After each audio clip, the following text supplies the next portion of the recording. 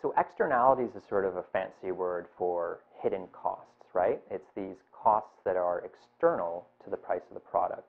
And this isn't controversial. Politicians, economists, environmentalists all agree that we need to pay the true cost for these fossil fuels, right? Maybe an example. So say you're paying $1.35 for a liter of gas at the pump, right? So that's the price that you pay as a consumer, and in that are a bunch of costs to the producer. So in the extraction of the oil, there would have been some labor that had to be paid, right?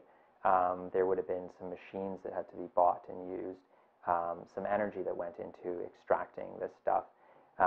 It had to be distributed and refined and then shipped and eventually brought to a gasoline retailer, right? And then there's even overhead and advertising, and all these costs need to be recouped in the price of the product. Of course, there's a profit margin built in there, and there's taxes on top of that.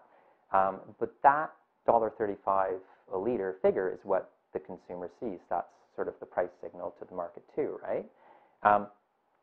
But there are a bunch of costs, though, that have been externalized in that process, some hidden costs, right? So say, for example, our use of fossil fuels contributes to climate change, which is then causing a rise in sea levels, right? So we're going to need to upgrade our coastal infrastructure, or maybe heavier rains and floods, and municipalities are going to have to spend millions, if not billions, on upgrading sewage systems and all their infrastructure. Those are costs that we are all made to bear, but actually can and should be attributed to the price of the product. So that $1.35 you're paying actually should be a bit higher because there's all these external costs, externalities, right? Now it's easy to price, concrete and rebar and how much are we going to spend on upgrading our infrastructure, and then factoring that into the price of the product.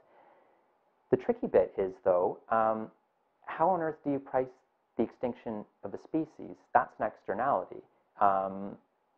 What is the dollar value of human suffering? What is a human life worth, right?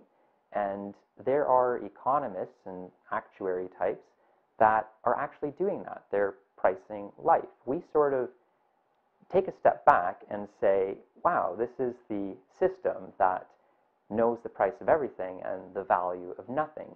Maybe there's a better way of internalizing those costs. Maybe there's a better way of communicating those costs to the marketplace. So where pricing mechanisms seek to do that in a quantitative way through the use of dollars and cents, our approach is to communicate those costs to the marketplace in a qualitative way, so through the use of image and text, which ultimately is what those warning labels are about. And it's actually reflective almost of one's worldview. If your idea is that we're a bunch of self-interested, wealth-maximizing automatons that respond to price signals, then if you build up from that foundation, you say, well, let's communicate these costs via price, right? Our approach is, I think, we're more than that. We are moral beings.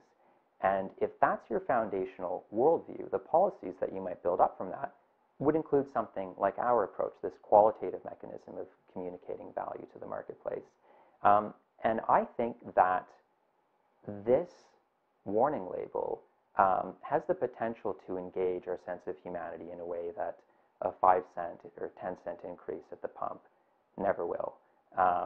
And it's going to be an important piece, one of many, that sort of then shift us to this sustainable place that we need to shift to.